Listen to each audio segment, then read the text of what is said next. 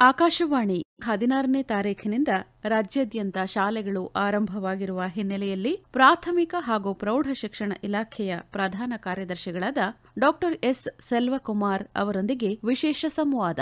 ಕೇಳುಗರೆ, ನಿನ್ನೆ ತಾನೇ SSLCಯ ಪರೀಕ್ಷೆಯ ಫಲಿತಾಂಶ ಬಂದಿದೆ. ನಿಮಗೆಲ್ಲ ಗೊತ್ತು, 85% ಹೆಚ್ಚಿನ ಫಲಿತಾಂಶ ಬಂದಿರುವುದರಿಂದ ನಮ್ಮ ಎಲ್ಲ ವಿದ್ಯಾರ್ಥಿಗಳು ಕೂಡ ಖುಷಿ ಪಡ್ತಾರೆ. ಇದು SSLCಯ ಪರೀಕ್ಷೆಯ ಫಲಿತಾಂಶಕ್ಕೆ ಸಂಬಂಧಪಟ್ಟಂತಹ ಮಾತಾದ್ರೆ, ಬೇಸಿಗೆಯ ರಜೆ ಮುಗಿಯಿತು, ಶಾಲೆಯ ಗಂಟೆ ಬಾರಿಸ್ತವು. ಅಂದ್ರೆ ಈ ತಿಂಗಳ 16ನೇ ತಾರೀಕು ಅಂದ್ರೆ ಹಿಂದಿನ ಸೋಮವಾರದಿಂದ ರಾಜ್ಯದಾದ್ಯಂತ ಸರ್ಕಾರಿ ಶಾಲೆಗಳು ಪುನಃ ಆರಂಭ ಆಗಿದೆ. ಅದು ಕೂಡ ಹಬ್ಬದೋಪಾದಿಯಲ್ಲಿ ಆರಂಭವಾದಂತಹ ಶಾಲೆಗಳಿಗೆ ಮಕ್ಕಳನ್ನ ಶಿಕ್ಷಣ ಇಲಾಖೆ ಆಹ್ವಾನ ಮಾಡಿದೆ. ಬಹಳಷ್ಟು ವಿದ್ಯಾರ್ಥಿಗಳು ಬಂದು ಶಾಲೆಯಲ್ಲಿ ಕಲಿಯೋ ಪ್ರಕ್ರಿಯೆಯಲ್ಲಿ ತೊಡಕೊಂಡಿದ್ದಾರೆ.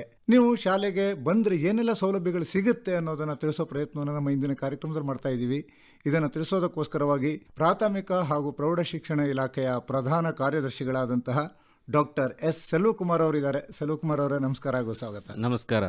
ತಲಾಂತರಗಳಿಂದ ನೋಡ್ಕೊಂಡು ಬಂದಿದ್ದು ಒಂದಿತ್ತು, ಮೇ ಅಂತ್ಯದಲ್ಲಿ ಶಾಲೆ ಆರಂಭ ಆಗುವಂಥದ್ದು, ಇಲ್ಲ ಜೂನ್ ಫಸ್ಟ್ ವೀಕಲ್ಲಿ ಆರಂಭ ಆಗುವಂಥದ್ದು. ಈ ಸಾರಿ 15 ದಿನ ಮೊದಲೇ ಪ್ರಾರಂಭ ಮಾಡಿಬಿಟ್ಟಿದ್ದೀರಲ್ಲ, ಯಾಕೆ ಅನ್ನೋದನ್ನ ನಮ್ಮ ಕೇಳುಗರಿಗೆ ಹೇಳೋಣ. ನಿಮಗೆ ಗೊತ್ತಿರುವ ಹಾಗೆ ಕಳೆದ 2 ವರ್ಷದಲ್ಲಿ ಕೋವಿಡ್ ಕಾರಣದಿಂದ ಶಾಲೆಗಳು ಸರಿಯಾಗಿ ಪ್ರಾರಂಭಿಸಿ ನಡೆಸಲಿಕ್ಕೆ ಆಗ್ತಾ ಇರಲಿಲ್ಲ.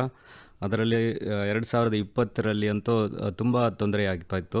ಹೋದ ವರ್ಷ ನಾವು ಪ್ರಯತ್ನ ಮಾಡಿ ಒಂದು 5 ತಿಂಗಳು ಶಾಲೆ ಪ್ರಾರಂಭಿಸಿ ನಡೆಸಿದರೂ ಕೂಡ ಶಾಲೆಯಲ್ಲಿ ಮಕ್ಕಳಿಗೆ ಇನ್ನೂ ಕೂಡ ಮನಸ್ಸು ತೊಡುವ ವಾತಾವರಣ ಸಿಗಬೇಕಾಗಿತ್ತು. ಅದು ನಮ್ಮ ಪಠ್ಯದಿಂದ ಇನ್ನೂ ಚೆನ್ನಾಗಿ ಮಾಡಿದರೆ ಮಾತ್ರ ಸಿಗುವ ಒಂದು ಅವಕಾಶ ಇದೆ. ಆ ಕಾರಣದಿಂದ ನಾವು ಈ ವರ್ಷದಲ್ಲಿ ಹೆಚ್ಚಿನ ದಿನಗಳಲ್ಲಿ ಪಠ್ಯ ಮಾಡಿಸಬೇಕು. ಮಕ್ಕಳಿಗೆ ಎಲ್ಲ ರೀತಿಯಲ್ಲಿಯೂ ಕೂಡ ಅವರನ್ನು ತೊಡಗಿಸಿ ಪುನಃ ಅವರು ಮರಳಿ ಪಠ್ಯವನ್ನು ಅರ್ಥ ಮಾಡಿಕೊಳ್ಳುವ ಒಂದು ಪರಿಪಾಠವನ್ನು ಕಲ್ಪಿಸುವ ಉದ್ದೇಶದಿಂದ ಈ ವರ್ಷ ನಾವು ಮೇ 16ನೇ ತಾರೀಕಿನಿಂದಲೇ ಶಾಲೆಯನ್ನು ಪ್ರಾರಂಭಿಸುತ್ತಿದ್ದೇವೆ. ಇದಕ್ಕೆ ಎಲ್ಲ ಹಂತದಲ್ಲಿಯೂ ಕೂಡ ಒಳ್ಳೆಯ ಸಹಕಾರ ಸಿಕ್ಕಿದೆ. ಹಬ್ಬದ ವಾತಾವರಣದೊಂದಿಗೆ 16ನೇ ತಾರೀಕು ನಾವು ಶಾಲೆಯನ್ನು ಪ್ರಾರಂಭಿಸಿದ್ದೇವೆ. ಶಾಲೆ 16ನೇ ತಾರೀಕಿನಿಂದ ಪ್ರಾರಂಭ ಆಗ್ಬಿಡ್ತು. ಪ್ರಾರಂಭ ಆದ ನಂತರದಲ್ಲಿ ಅದರಲ್ಲೂ ಕೂಡ ಮುಖ್ಯವಾಗಿ ತಾವು ಹೇಳ್ತಾ ಇದ್ರಿ, ಕೋವಿಡ್ ಕಾರಣದಿಂದಾಗಿ ಕಲಿಕೆಯಲ್ಲಿ ಸ್ವಲ್ಪ ಮಕ್ಕಳಿಗೆ ತೊಂದರೆ ಉಂಟಾಗಿತ್ತು. ಆ ತೊಂದರೆಯನ್ನ ಫುಲ್ಫಿಲ್ ಮಾಡೋದಕ್ಕೋಸ್ಕರವಾಗಿ ಒಂದು 10ರಿಂದ 15 ದಿನ ಮೊದಲೇನೆ ಶಾಲೆಯನ್ನು ಆರಂಭ ಮಾಡಿದೀವಿ. ಶಾಲೆ ಆರಂಭ ಮಾಡ್ತಿದ್ದಾಗಲೇ ಒಂದು ಹೊಸ ಯೋಜನೆಯನ್ನು ಕೂಡ ಸರ್ಕಾರ ಈ ಸಾರಿ ಯೋಚನೆ ಮಾಡ್ತಾ ಇದೆ, ಕಲಿಕಾ ಚೇತರಿಕೆ ಅಂತ ಹೇಳ್ತಿದ್ದೀರಿ. ಇದು ಏನು ಡಾಕ್ಟರ್ ಸೆಲ್ವಕುಮಾರ್ ಅವರು? ಕಲಿಕಾ ಚೇತರಿಕೆ ಅಂದ್ರೆ ಈ ಕಳೆದ 2 ವರ್ಷದಲ್ಲಿ ಮಕ್ಕಳು ಕಲಿಕೆಯಲ್ಲಿ ಏನು ಹಿನ್ನಡೆಯಾಗಿದೆ ಅದನ್ನು ಚೇತರಿಸಿಕೊಳ್ಳುವ ಒಂದು ಉದ್ದೇಶ. ಕಳೆದ 2 ವರ್ಷದ ಪಠ್ಯ ಮಾತ್ರ ಅಲ್ಲ, ಅವರು ಹಲವಾರು ಮಕ್ಕಳು ಬೇಸಿಕ್ ಪರಿಪಾಠವನ್ನು ಕೂಡ ಅವರು ಮರೆತು ಹೋಗಿರಬಹುದು. ಆ ಕಾರಣದಿಂದ ನಾವು FLN ಅಂತ ಹೇಳ್ತೀವಿ, ಫಂಕ್ಷನಲ್ ಲಿಟ್ರಸಿ ಆ್ಯಂಡ್ ನ್ಯೂಮರಸಿ ಅಂತ. ಏನು ಗುಣಾಕಾರ ಮತ್ತು ಭಾಗಾಕಾರ ಇಂಥ ಬೇಸಿಕ್ ಏನು ಓದಿಕೊಳ್ಳಬೇಕೋ ಅದನ್ನು ಕೂಡ ನಾವು ಓದಿಸಿ, ನಂತರ ಅದೇ ರೀತಿ ಲಿಟ್ರೇಚರಲ್ಲಿ ಕೂಡ ಬೇಸಿಕ್ ಏನೇನು ಬೇಕಾಗ್ತದೋ ಅದನ್ನು ಜ್ಞಾನ ಮೂಡಿಸುವ ಒಂದು ಉದ್ದೇಶವನ್ನು ಇಟ್ಟುಕೊಂಡು ಪ್ರಾರಂಭಿಸ್ತೇವೆ. ಕಳೆದ 2 ವರ್ಷದಲ್ಲಿ ಅವರು ಪಠ್ಯದಲ್ಲಿ ಏನೇನು ಬಿಟ್ಟು ಹೋಗಿದೆ, ಅಂದರೆ ಮೂಲಭೂತವಾಗಿ ಅವರಿಗೆ ಏನೇನು ಜ್ಞಾನ ಬೇಕಾಯಿತು, ಗಣಿತದಲ್ಲಿ ಇರ್ಬೋದು ಅಥವಾ ಬೇರೆ ಬೇರೆ ಪಠ್ಯದಲ್ಲಿ ಇರ್ಬೋದು, ಎಲ್ಲದಲ್ಲಿ ಕೂಡ ಏನು ಮಿನಿಮಮ್ ಅವರಿಗೆ ಇರಬೇಕಾಯಿತು ಅದನ್ನು ಅರ್ಥ ಮಾಡಿಸುವ ವಿಷಯ. ನಂತರ ಈ ವರ್ಷದ ಸಿಲೆಬಸ್ 22-23ನೇ ಸಾಲಿನ ಸಿಲೆಬಸ್ನಲ್ಲಿ ಅದರಲ್ಲಿ ಕೂಡ ಕೋರ್ ವಿಷಯಗಳು ಏನಿದೆ ಅದನ್ನು ಮಾತ್ರ ಅರ್ಥ ಮಾಡಿಸುವ ಉದ್ದೇಶವನ್ನು ಇಟ್ಕೊಂಡು ಈ ಕಲಿಕಾ ಚೇತರಿಕೆ ಕಾರ್ಯಕ್ರಮವನ್ನು ಪ್ರಾರಂಭಿಸಿದೆ. ಇದು ಕಲಿಕಾ ಚೇತರಿಕೆ ಆದರೆ ಮಳೆ ಬಿಲ್ಲು ಇದೇನು ಕಾರ್ಯಕ್ರಮ? ಈಗ ಮಳೆ ಬಿಲ್ಲು ಅಂತ 15 ದಿನದ ಒಂದು ಕಾರ್ಯಕ್ರಮವನ್ನು ಪ್ರಾರಂಭಿಸಿದ್ದೇವೆ. ಇದು ಮೂಲಭೂತ ಅವರುಗಳಿಗೆ ಒಂದು ಆಸಕ್ತಿಯನ್ನು ತರಬೇಕು, ಮಕ್ಕಳನ್ನು ಮರಳಿ ಶಾಲೆಯಲ್ಲಿ ತಂದು ಅವರಿಗೆ ಒಂದು ಕೂರಿಸುವ ಒಂದು ವ್ಯವಸ್ಥೆಯನ್ನು ಮಾಡಬೇಕು. ಯಾಕಂದರೆ 2 ವರ್ಷದ ಒಂದು ಹಿನ್ನಡೆಯಲ್ಲಿ ಅವರು ಶಾಲೆಗೆ ಬರುವ ಮತ್ತು ಶಾಲೆಯಲ್ಲಿ ಬಂದು ಕೂತು ಪರಿಪಾಠ ಮಾಡುವ ಒಂದು ಅಭ್ಯಾಸ ಕಡಿಮೆ ಇರ್ತದೆ. ಅದನ್ನು ಸರಿದೂಗಿಸಿ ಅವರುಗಳಿಗೆ ಒಂದು ಉನ್ನತ ವಾತಾವರಣದಲ್ಲಿ ಕಳಿಸಿಕೊಡುವ ಒಂದು ಉದ್ದೇಶವನ್ನು ಇಟ್ಕೊಂಡು ಈ ಮಳೆ ಬಿಲ್ಲು ಕಾರ್ಯಕ್ರಮವನ್ನು ಏರ್ಪಡಿಸಿದ್ದೇವೆ.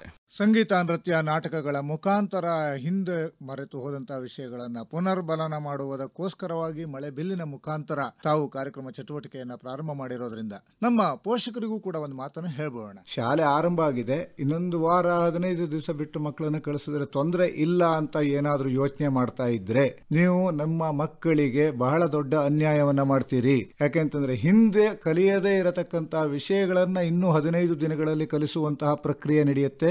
ಈ ಪ್ರಕ್ರಿಯೆಗೋಸ್ಕರ ನೀವು ನಿಮ್ಮ ಮಕ್ಕಳನ್ನ ಇಂದಿನಿಂದಲೇ ಶಾಲೆಗೆ ಕಳಿಸದೇ ಇರೋಂಥವ್ರು ಕಳಿಸೋ ಪ್ರಯತ್ನ ಮಾಡಬೇಕು ಅಂತ ಹೇಳ್ಬೋದಲ್ವಾಗಿದ್ರೆ? ಖಂಡಿತ 16ನೇ ತಾರೀಕಿನಿಂದಲೇ ಎಲ್ಲರೂ ನಿರೀಕ್ಷೆ ಮಾಡಿದ್ದೇವೆ. ಆ ರೀತಿ ಬಂದಿಲ್ಲದರೂ ಕೂಡ ಇವತ್ತಿನಿಂದಲಾದರೂ ತಮ್ಮ ಮಕ್ಕಳನ್ನು ಶಾಲೆಗಳಿಗೆ ಕಳಿಸಿ ನಾವು ಫಂಡಮೆಂಟಲ್ ಏನೇನು ಹೇಳಿಕೊಡ್ಬೇಕೋ ಅಲ್ಲಿಂದ ಪ್ರಾರಂಭಿಸಿ ಪೂರ್ಣವಾಗಿ ತಿಳಿಸ್ಕೊಡ್ಲಿಕ್ಕೆ ಇದ್ದೇವೆ. ಇದಕ್ಕೆ ನಾವು ಈಗಾಗಲೇ ಸುಮಾರು 1.25 ಲಕ್ಷ ಶಿಕ್ಷಕರಿಗೆ ತರಬೇತಿಯನ್ನು ಕೊಟ್ಟಿದ್ದೇವೆ, ಶಿಕ್ಷಕರ ಕೈಪಿಡಿಯನ್ನು ಕೊಟ್ಟಿದ್ದೇವೆ. ಅದೇ ರೀತಿ ಮಕ್ಕಳಿಗೆ ಕೂಡ ಪ್ರತಿ ಪಠ್ಯದಲ್ಲಿ ವರ್ಕ್ ಶೀಟ್ ಅನ್ನು ಕೊಡಿಸ್ತಾ ಇದ್ದೇವೆ.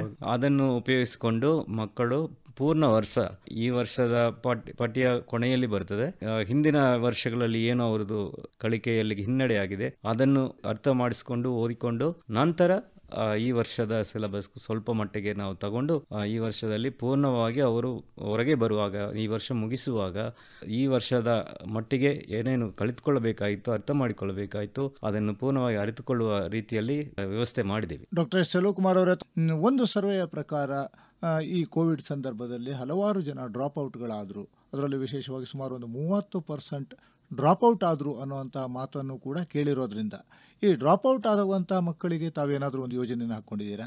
ನಾವು ಈ ವರ್ಷದಲ್ಲಿ ಮಾಡಿರುವ ಉದ್ದೇಶ ಡ್ರಾಪ್ಔಟ್ ಆಗುವ ಸ್ಥಿತಿಯಲ್ಲಿರುವ ಮಕ್ಕಳಿಗೆ ಮತ್ತು ಈಗಾಗಲೇ ಏನು ಕಲಿತುಕೊಂಡಿರುವ ಮಕ್ಕಳಿಗೆ ಕೂಡ ಅನುಕೂಲ ಆಗುವ ರೀತಿಯಲ್ಲಿನೇ ನಾವು ಮಾಡಿರೋದು. ಈ ವರ್ಷದ ಕಲಿಕಾ ಚೇತ್ರಿಕಾ ವರ್ಷ ಅಂತ ಘೋಷಣೆ ಮಾಡಿ ಅದರಲ್ಲಿ ಏನೇನು ಪಠ್ಯ ಇರಬೇಕಂತ ಒಂದು ತಜ್ಞರಿಂದ ಪಠ್ಯ ಪುಸ್ತಕಗಳನ್ನು ನಾವು ರೂಪಿಸಿ ಈಗ ನಾವು ಹೊರತಂದಿದ್ದೇವೆ. ಇದನ್ನು ಪೂರ್ಣವಾಗಿ ಅರ್ಥ ಮಾಡಿಕೊಂಡ್ರೆ ಈ ವರ್ಷದೊಳಗೆ ಅವರು ಈ ವರ್ಷಕ್ಕೆ ಏನು ಬೇಕಾಗಿತ್ತು ಕಲಿಕೆಯಲ್ಲಿ ಅಷ್ಟು ಮಟ್ಟಿಗೆ ಅವರು ತಮ್ಮನ್ನು ತಯಾರು ಮಾಡಿಸ್ಕೊಳ್ಳಬಹುದು. ಈ ರೀತಿಯಲ್ಲಿ ಬಂದಾಗ ಅವರು ಡ್ರಾಪ್ಔಟ್ ಆಗುವ ಸಾಧ್ಯತೆ ಬಹಳ ಕಡಿಮೆ ಇದೆ ಅಂತ ನಾನಾದರೂ ಭಾವಿಸುತ್ತೇನೆ. ಈ ಡ್ರಾಪ್ಔಟ್ ಆದಂಥ ಮಕ್ಕಳನ್ನು ಶಾಲೆಗೆ ಪುನಃ ಕರೆತರೋದಕ್ಕೆ ಶಿಕ್ಷಕರು ಕೂಡ ಪ್ರಯತ್ನ ಪಡಬೇಕು ಅಂತ ಈಗಾಗಲೇ ನಿಮ್ಮ ನಿರ್ದೇಶನ ಇರೋದ್ರಿಂದ ಅವರಿಗೆ ಏನನ್ನು ಹೇಳೋದಕ್ಕೆ ಇಷ್ಟಪಡ್ತೀರಿ? ನೀವು ನಿಮ್ಮ ಕರ್ತವ್ಯದ ಜೊತೆಗೆ ನಮ್ಮ ಶಾಲಾ ವ್ಯಾಪ್ತಿಯಲ್ಲಿ ಇರುವ ಪ್ರತಿಯೊಂದು ಮಗು ಕೂಡ ಈ ಪಠ್ಯದಿಂದ ವಂಚಿತರಾಗಬಾರದು, ಓದುವುದರಿಂದ ವಂಚಿತರಾಗಬಾರದು ಎಂಬ ಉದ್ದೇಶವನ್ನು ಇಟ್ಕೊಂಡು ಪ್ರತಿಯೊಬ್ಬರು ಕೂಡ ದಯವಿಟ್ಟು ಮನೆಗೆ ಹೋಗಿ ಈಗಾಗಲೇ ನೀವು ಸಮೀಕ್ಷೆ ಮಾಡಿದಿರಿ, ಮಕ್ಕಳನ್ನು ಕರೆತರುವುದರಲ್ಲಿ ಪ್ರಯತ್ನ ಮಾಡಿ ತರ್ತಾ ಇದ್ದೀರಿ. ಆ ಮಕ್ಕಳನ್ನು ಪ್ರೋತ್ಸಾಹಿಸಿ ಏನು ಪೋಷಕರಿದ್ದಾರೆ ಅವರುಗಳಿಗೆ ತಿಳಿ ಹೇಳಿ ಒಂದು ನಂಬಿಕೆಯನ್ನು ಕೊಟ್ಟು ಇನ್ನೂ ಹೆಚ್ಚಿನ ಸಂಖ್ಯೆಯಲ್ಲಿ ಅಂದರೆ ಯಾರು ಕೂಡ ಡ್ರಾಪ್ಔಟ್ ಆಗದ ರೀತಿಯಲ್ಲಿ ನೋಡಿಕೊಂಡು ಮುಂದೆ ತೊಡಗಿಸಿಕೊಳ್ಳಬೇಕೆಂದು ಕೋರಿಕೊಳ್ಳುತ್ತೇನೆ. ತಾವು ಡ್ರಾಪ್ಔಟ್ ಆದ ಮಕ್ಕಳನ್ನು ಶಾಲೆಗೆ ಕರೆತರೋ ನಿಟ್ಟಿನಲ್ಲಿ ನಮ್ಮ ಶಿಕ್ಷಕರು ಪ್ರಯತ್ನ ಪಡಬೇಕು ಅಂತ ಹೇಳಿಬಿಟ್ರಿ. ಇದೇ ಸಂದರ್ಭದಲ್ಲಿ ಈ ಕೋವಿಡ್ ಸಮಯದಲ್ಲಿ ಬಹಳಷ್ಟು ನಮ್ಮ ನಾರ್ತ್ ಕರ್ನಾಟಕದವರು ಇರ್ಬೋದು, ಇಲ್ಲ ಬೇರೆ ಬೇರೆ ಪ್ರದೇಶದ ವಲಸೆ ಬಂದಂಥವರು ತಮ್ಮ ಊರುಗಳನ್ನು ಸೇರ್ಕೊಂಡಿದ್ದಾರೆ. ಇಂತಹ ಪೋಷಕರು ತಮ್ಮ ವಿದ್ಯಾರ್ಥಿಗಳನ್ನು ಅವರ ಊರು ಇರತಕ್ಕಂಥ ಊರಿನ ಶಾಲೆಗಳಿಗೆ ಸೇರಿಸೋದಕ್ಕೆ ಏನಾದರೂ ಅವಕಾಶ ಕೊಟ್ಟಿದ್ದೀರಾ? ಖಂಡಿತ. ಅವರು ಯಾವ ಊರಲ್ಲಿ ಹುಟ್ಟಿ ಬೆಳೆದಿದ್ದಾರೋ ಅದೇ ಊರಲ್ಲಿನೇ ಅವರಿಗೆ ಅವಕಾಶ ಕೊಡಬಹುದು. ಮುಕ್ತವಾಗಿ ನಾವು ಆಹ್ವಾನ ಮಾಡ್ತೇವೆ ಎಲ್ಲರಿಗೂ ಕೂಡ. ಈ ವರ್ಷದಲ್ಲಿ ನಾವು 0 ಡ್ರಾಪ್ಔಟ್ ಮಾಡಿಸ್ಬೇಕಂತ ಒಂದು ಉದ್ದೇಶವನ್ನು ಇಟ್ಕೊಂಡು ಮಾಡ್ತಾ ಇದ್ದೇವೆ. ಕೋವಿಡ್ ಬಂದಂತಹ ಸಮಯದಲ್ಲಿ ವಲಸೆಗಳಿರಬಹುದು ಅಥವಾ ಬೇರೆ ಬೇರೆ ಕಾರಣಗಳಿಂದಾಗಿ ವಿದ್ಯಾರ್ಥಿಗಳು ಶಾಲಾ ಶಿಕ್ಷಣದಿಂದ ವಂಚಿತರಾಗುವಂತಹ ಪ್ರಸಂಗ ಬಂದೊದಗಿತು. ಸರ್ಕಾರಿ ಶಾಲೆಗಳು ಅವರಿಗೆ ಆಧಾರವಾಗಿ ನಿಂತು ಹಾಗೇನೆ ಈ ಒಂದು ಸರ್ಕಾರಿ ಶಾಲೆಯ ದಾಖಲಾತಿ ಪ್ರಮಾಣವೂ ಕೂಡ ಜಾಸ್ತಿ ಆಯಿತು. ಈ ಸರ್ಕಾರಿ ಶಾಲೆಯ ದಾಖಲಾತಿ ಪ್ರಮಾಣ ಹೆಚ್ಚಾಗೋದಕ್ಕೆ ಕಾರಣ ಏನು ಅಂತ ಹೇಳ್ತೀರಿ? ಕಾರಣ ಇಷ್ಟೇ, ನಿಮಗೆ ಗೊತ್ತಿರುವ ಹಾಗೆ ಸರ್ಕಾರಿ ಶಾಲೆಗಳಲ್ಲಿ ಹೆಚ್ಚಿನ ಸೌಲಭ್ಯಗಳು ಸಿಗ್ತದೆ. ಉಚಿತ ಪಠ್ಯ ಪುಸ್ತಕ, ಉಚಿತ ಯೂನಿಫಾರ್ಮ್, ಮಧ್ಯಾಹ್ನ ಉಪಹಾರ, ಈ ರೀತಿ ಬೇರೆ ಬೇರೆ ಉಚಿತವಾಗಿ ಸಿಗುವುದರಿಂದ ಅದೇ ರೀತಿ ಫೀಸ್ ಏನಿಲ್ಲ. ಈ ಸೌಲಭ್ಯಗಳನ್ನು ಸಾಮಾನ್ಯ ಜನರು ಪಡ್ಕೊಳ್ಳಬಹುದು. ಸಾಮಾನ್ಯ ಮಕ್ಕಳು ಅದನ್ನು ಉಪಯೋಗಿಸಬೇಕೆಂಬ ಉದ್ದೇಶವನ್ನು ಇಟ್ಕೊಂಡು ಆಕರ್ಷಕವಾಗಿ ನಾವು ಈ ವಿಷಯಗಳನ್ನು ತಂದಿದ್ದೇವೆ. ಇಷ್ಟೆಲ್ಲ ಉಚಿತಗಳ ಮಧ್ಯೆಯೂ ಕೂಡ ನಮ್ಮ ಹಲವಾರು ಪೋಷಕರು ಖಾಸಗಿ ಶಾಲೆಗಳಲ್ಲಿ ಆಧುನಿಕ ಶಿಕ್ಷಣವನ್ನು ಪಡೆಯಬಹುದು, ಕಂಪ್ಯೂಟರು ಇಲ್ಲ ಸ್ಮಾರ್ಟ್ ರೂಮು, ಸ್ಮಾರ್ಟ್ ಕ್ಲಾಸು ಇವನ್ನ ಪಡೆಯಬಹುದು ಅಂತ ಅಲ್ಲಿ ಸೇರಿಸ್ತಾ ಇದ್ರು. ಹಾಗೇನೆ ತಾವೂ ಕೂಡ ಈ ಒಂದು ಆಧುನಿಕ ತಾಂತ್ರಿಕ ರೀತಿಯ ಶಿಕ್ಷಣವನ್ನ ಸರ್ಕಾರಿ ಶಾಲೆಯಲ್ಲಿ ಕೂಡ ಪ್ರಯತ್ನವನ್ನ ಯಾಕೆ ಮಾಡಬಾರದು? ಖಂಡಿತ. ನಾವು ಖಾಸಗಿ ಶಾಲೆಗಳಿಗೆ ಯಾವ ರೀತಿಯಲ್ಲೂ ಕೂಡ ಹಿಂದೆ ಇಲ್ಲ ಅಂತ ಒಂದು ಭಾವನೆಯನ್ನು ಇಟ್ಕೊಂಡು ನಾವು ಎಲ್ಲ ರಂಗದಲ್ಲಿನೂ ಕೂಡ ಶಾಲೆಗಳನ್ನು ಅಭಿವೃದ್ಧಿ ಮಾಡಲಿಕ್ಕೆ ಪ್ರಯತ್ನ ಮಾಡ್ತಾ ಇದ್ದೇವೆ. ಪಠ್ಯಕ್ರಮದಿಂದ ಹಿಡಿದು ಶಾಲೆಯ ವಾತಾವರಣ ಮತ್ತೆ ಓದುವಿಕೆ ಎಲ್ಲವನ್ನು ಕೂಡ ನಾವು ಉನ್ನತ ರೀತಿಯಲ್ಲಿ ಅಂದರೆ ಅಟ್ರಾಕ್ಟಿವ್ ಆಗಿ ಮಾಡಲಿಕ್ಕೆ ನಾವು ಪ್ರಯತ್ನ ಮಾಡ್ತಾ ಇದ್ದೇವೆ. ಈಗ ನಮ್ಮಲ್ಲಿ ನಿಮಗೆ ಗೊತ್ತಿರುವ ಹಾಗೆ 276 ಕರ್ನಾಟಕ ಪಬ್ಲಿಕ್ ಶಾಲೆಗಳಿದ್ದಾವೆ. ಈ ಶಾಲೆಗಳಲ್ಲಿ ಪ್ರಿ ಕೆಜಿಯಿಂದ ಹಿಡಿದು 12ನೇ ತರಗತಿ ಅಂದರೆ PUC 2ನೇ ತರಗತಿವರೆಗೆ ಪೂರ್ಣವಾಗಿ ಒಂದೇ ಕಾಂಪ್ಲೆಕ್ಸ್ ಅಲ್ಲಿ ಸಿಗುವ ಒಂದು ವಾತಾವರಣ ಇದೆ. ಇಲ್ಲಿ ಇನ್ನೊಂದು ವಿಶೇಷತೆ ಅಂದರೆ ಇಂಗ್ಲಿಷ್ ಮೀಡಿಯಮು ಓದಿಸ್ತಾ ಇದ್ದೇವೆ. ಇಷ್ಟು ದಿನಗಳ ಕಾಲ ನಮ್ಮ ಸರ್ಕಾರಿ ಶಾಲೆಯಲ್ಲಿ ಇಂಗ್ಲಿಷ್ ಮಾಧ್ಯಮ ಇಲ್ಲ ಅಂತ ಬಹಳಷ್ಟು ಪೋಷಕರ ಕೊರಗಿತ್ತು. ಹಾಗಿದ್ರೆ ಈಗ ಸರ್ಕಾರಿ ಶಾಲೆಯಲ್ಲಿಯೂ ಕೂಡ ಇಂಗ್ಲಿಷ್ ಮಾಧ್ಯಮದ ಶಿಕ್ಷಣ ಸಿಗುತ್ತೆ ಅಂತ ಹೇಳ್ತಿದ್ದೀರಿ. ಹೌದು, ಸುಮಾರು ನಮ್ಮ ಕರ್ನಾಟಕದ ಪಬ್ಲಿಕ್ ಶಾಲಾ ವ್ಯವಸ್ಥೆಯಲ್ಲಿ ಮತ್ತೆ ಅದು ಅಲ್ಲದೆ ಸುಮಾರು 2000 SDMC ಸದಸ್ಯರು ತಮ್ಮ ಆಸಕ್ತಿಯಿಂದ ಇಂಗ್ಲಿಷ್ ಮೀಡಿಯಂ ಅನ್ನು ಪ್ರಾರಂಭಿಸಿ ಶಿಕ್ಷಕರಿಗೆ ಅವರೇ ಸಂಬಳ ಕೊಟ್ಟು ಉನ್ನತ ರೀತಿಯಲ್ಲಿ ನಡೆಸ್ತಾ ಇದ್ದಾರೆ. ಅದಕ್ಕೆ ಸುಮಾರು ಬೇಡಿಕೆ ಇದೆ ಅಂತ ನಾನು ಭಾವಿಸ್ತೇನೆ. ನೀವು ಬೇಡಿಕೆ ಇದೆ ಅಂತ ಹೇಳಿದ್ದಕ್ಕೆ ಒಂದು ಅತ್ಯುತ್ತಮ ಉದಾಹರಣೆ ಅಂತಂದ್ರೆ, ಇಷ್ಟು ದಿನಗಳ ಕಾಲ ಹಲವಾರು ಪೋಷಕರು ಖಾಸಗಿ ಶಾಲೆಗೆ ಎಷ್ಟೆಂದರಷ್ಟು ಹಣವನ್ನು ಕೊಟ್ಟು ಮುಗಿಬೀಳ್ತಾ ಇದ್ದನ್ನ ಕೇಳ್ತಾ ಇದ್ವಿ. ಆದರೆ ನಿಮ್ಮ KPS ಶಾಲೆಗಳಲ್ಲಿ ಈಗ ನೂಕು ನುಗ್ಗಲು ಉಂಟಾಗಿ ಕೆಲವೊಮ್ಮೆ ತಮಾಷೆಗೆ ಹೇಳೋದಿದೆ, MLA ಅವರು ಲೆಟರ್ ಕೊಟ್ಟರು ಕೂಡ ಸೀಟ್ ಸಿಗದೆ ಇರುವಂತ ಪ್ರಸಂಗ ಬಂದಿದೆ ಅಂತ. ಹೌದಾ ಇದು? ಹೌದು, ಅಷ್ಟು ಮಟ್ಟಕ್ಕೆ ನಮ್ಮ ಕರ್ನಾಟಕ ಪಬ್ಲಿಕ್ ಶಾಲೆಗಳು ಬಹಳ ಪ್ರಸಿದ್ಧವಾಗಿದ್ದಾವೆ. ಅಲ್ಲಿ ಸಿಗುವ ಸವಲತ್ತುಗಳು ಸೌಲಭ್ಯಗಳು ಖಾಸಗಿ ಶಾಲೆಗೆ ಯಾವತ್ತೂ ಕೂಡ ಕಡಿಮೆ ಇಲ್ಲದ ರೀತಿಯಲ್ಲಿ ಇರುವುದರಿಂದ ನಿಮಗೆ ಗೊತ್ತಿರುವ ಹಾಗೆ ಹೋದ ವರ್ಷ 2021-22ನೇ ಸಾಲಿನಲ್ಲಿ ಸುಮಾರು 4 ಲಕ್ಷ ಮಕ್ಕಳು ಹೆಚ್ಚಿನ ಸಂಖ್ಯೆಯಲ್ಲಿ ನಮ್ಮ ಸರ್ಕಾರಿ ಶಾಲೆಗಳಿಗೆ ಸೇರಿದ್ದಾರೆ. ಈ ವರ್ಷ ಅದಕ್ಕಿಂತ ಹೆಚ್ಚಿನ ಸಂಖ್ಯೆಯಲ್ಲಿ ಸೇರುವ ಒಂದು ನಿರೀಕ್ಷೆ ಇದೆ. ಈಗಾಗಲೇ ಹೆಚ್ಚಿನ ಸಂಖ್ಯೆಯಲ್ಲಿ ದಾಖಲಾತಿಗಳು ಆಗುವುದನ್ನು ನಾವು ನೋಡ್ತಾ ಇದ್ದೇವೆ. ಸುಮಾರು ಶಾಲೆಗಳಲ್ಲಿ ನಾವು ಸ್ಮಾರ್ಟ್ ಸ್ಕೂಲ್ ಪ್ರಾರಂಭಿಸಿದ್ದೇವೆ. ಮುಖ್ಯವಾಗಿ CSR ಕಾಂಟ್ರಿಬ್ಯೂಷನ್ ವತಿಯಿಂದಲೂ ಮಾಡ್ತಾ ಇದ್ದೇವೆ. ಅದಲ್ಲದೆ ಅಮೃತ ಶಾಲಾ ಕಾರ್ಯಕ್ರಮದಲ್ಲಿ ನಾವು 750 ಶಾಲೆಯಲ್ಲಿ ಕೂಡ ಇಂತಹ ಸ್ಮಾರ್ಟ್ ಕ್ಲಾಸ್ ರೂಮ್ಸ್ ಮತ್ತು ಬೇರೆ ಬೇರೆ ಸವಲತ್ತುಗಳನ್ನು ಏರ್ಪಡಿಸಿದ್ದೇವೆ. ಇದನ್ನು ಇನ್ನು ಮೇಲೆ ತರಲಿಕ್ಕೆ ಕೂಡ ನಾವು ಪ್ರಯತ್ನ ಮಾಡ್ತಾ ಇದ್ದೇವೆ. 16ನೇ ತಾರೀಕಿನಿಂದ ಶಾಲೆಗಳು ಆರಂಭವಾಗಿವೆ. ನಮ್ಮ ಶಿಕ್ಷಕ ಬಂಧುಗಳು ಬಹಳಷ್ಟು ಪ್ರಯತ್ನ ಪಟ್ಟು ಶಾಲೆಗಳಿಗೆ ವಿದ್ಯಾರ್ಥಿಗಳನ್ನ ಕರೆತರೋ ನಿಟ್ಟಿನಲ್ಲಿ ಪ್ರಯತ್ನವನ್ನು ಮಾಡ್ತಾ ಇರೋದ್ರಿಂದ ನಮ್ಮ ಶಿಕ್ಷಕರಿಗೆ ತಾವು ಪ್ರಧಾನ ಕಾರ್ಯದರ್ಶಿಗಳಾಗಿ ಏನನ್ನು ಹೇಳೋದಕ್ಕೆ ಇಷ್ಟಪಡ್ತೀರಿ? ಶಿಕ್ಷಕ ಬಂಧುಗಳಿಗೆ ನಾನು ಒಂದು ಮನವಿ ಮಾಡಿಕೊಳ್ಳೋದೇನೆಂದ್ರೆ, ಪ್ರತಿ ಮಗುವಿನಲ್ಲಿನೂ ಕೂಡ ಒಂದು ಪ್ರತಿಭೆ ಇದೆ. ಅವರು ತಮ್ಮ ಅವಕಾಶವನ್ನು ಕಳೆದುಕೊಳ್ಳಬಾರದು, ಅವರಿಗೆ ಅವಕಾಶ ವಂಚಿತರಾಗಬಾರದು. ಆ ದಿಕ್ಕಿನಲ್ಲಿ ತಾವುಗಳು ನಿಮ್ಮ ಪ್ರಯತ್ನದಿಂದ ಅವರಿಗೆ ಒಂದು ದಾರಿದೀಪವಾಗಿ ತೊಡಗಿಸಿಕೊಳ್ಳಬೇಕು. ಏನು ಕಲಿಕಾ ಚೇತರಿಕಾ ಕಾರ್ಯಕ್ರಮ ಇದೆ ಅದನ್ನು ಪೂರ್ಣ ಮನಸ್ಸಿನಿಂದ ನೀವು ಹೇಳಿಕೊಟ್ರೆ ಮಕ್ಕಳು ಖಂಡಿತವಾಗಿ ಚೇತರಿಸಿಕೊಂಡು ತಮ್ಮ ಬದುಕಿನಲ್ಲಿ ಮುಂದೆ ಚೆನ್ನಾಗಿ ಓದಲಿಕ್ಕೆ ಒಂದು ಅವಕಾಶ ಆಗ್ತದೆ. ಆ ಅವಕಾಶವನ್ನು ಈಗ ನೀವು ತೆಗೆದುಕೊಂಡಿದ್ದೀರಿ. ನೀವುಗಳು ಪೂರ್ಣವಾಗಿ ನಿಮ್ಮನ್ನು ತೊಡಗಿಸಿಕೊಂಡು ಮಕ್ಕಳಿಗೆ ಪಾಠ ಮಾಡಿ ಅಂತ ಕೋರಿಕೊಳ್ತೇನೆ. ಇದು ಶಿಕ್ಷಕರಿಗೆ ಹೇಳಿದಂತಹ ತಮ್ಮ ಕಿವಿ ಮಾತಾಯಿತು. ನಮ್ಮ ಪೋಷಕರಿಗೆ ಏನು ಹೇಳ್ತಾರೆ? ಪೋಷಕರು ತಮ್ಮ ಮಕ್ಕಳನ್ನು ಓದಿಸುವ ಒಂದು ಜವಾಬ್ದಾರಿ ತಮಗೆ ಇದೆ. ತಾವು ತಮ್ಮ ಮುಂದಿನ ಪೀಳಿಗೆ ಚೆನ್ನಾಗಿರಬೇಕು, ಅವರುಗಳು ಒಂದು ಅಕ್ಷರ ಜ್ಞಾನವನ್ನು ಹೊಂದಿರಬೇಕು. ಅದೇ ರೀತಿ ಅವರು ತಮ್ಮ ಬದುಕಿನಲ್ಲಿ ಮುಂದೆ ಬರಬೇಕಂತ ಒಂದು ಆಸಕ್ತಿಯನ್ನು ತಮ್ಮ ಹಂತದಲ್ಲಿ ತಾವು ತೊಡಗಿಸಿಕೊಳ್ಬೇಕು. ಏನೇ ಆರ್ಥಿಕವಾಗಿ ತೊಂದರೆ ಇದ್ದರೂ ಕೂಡ ಮಕ್ಕಳನ್ನು ಅದಕ್ಕೆ ಬಳಸದೆ ಅವರುಗಳನ್ನು ಶಾಲೆಗೆ ಕಳಿಸಿ, ಶಾಲೆಯಲ್ಲಿ ಉಚಿತ ಸೌಲಭ್ಯಗಳು ಸಿಗ್ತಾ ಇದೆ, ಅದನ್ನು ಉಪಯೋಗಿಸಿಕೊಳ್ಳಿ. ಯಾವುದೇ ಕಾರಣಕ್ಕೂ ಕೂಡ ಮಕ್ಕಳಿಗೆ ಕಲಿಕೆಯಲ್ಲಿ ವಂಚನೆ ಮಾಡದೆ ದಯವಿಟ್ಟು ನೋಡಿಕೊಳ್ಳಿ ಅಂತ ಕೇಳ್ತು. ಇನ್ನು ನಮ್ಮ ಪುಟಾಣಿ ಮಕ್ಕಳಿಗೆ ತಮ್ಮ ಸಂದೇಶ ಏನು? ಪುಟ್ಟ ಮಕ್ಕಳೇ, ತಾವು ಸುಂದರ ಅವಕಾಶವನ್ನು ಉಪಯೋಗಿಸಿಕೊಂಡು ಎಲ್ಲ ರೀತಿಯಲ್ಲಿನೂ ಕೂಡ ನಿಮ್ಮನ್ನು ತೊಡಗಿಸಿಕೊಂಡು ಪಠ್ಯವನ್ನು ಕಲಿಯಿರಿ. ಶಿಕ್ಷಕರು ಎಲ್ಲರೂ ಕೂಡ ತಮಗೆ ಹೇಳಿಕೊಡಲಿಕ್ಕೆ ಸಿದ್ಧರಿದ್ದಾರೆ.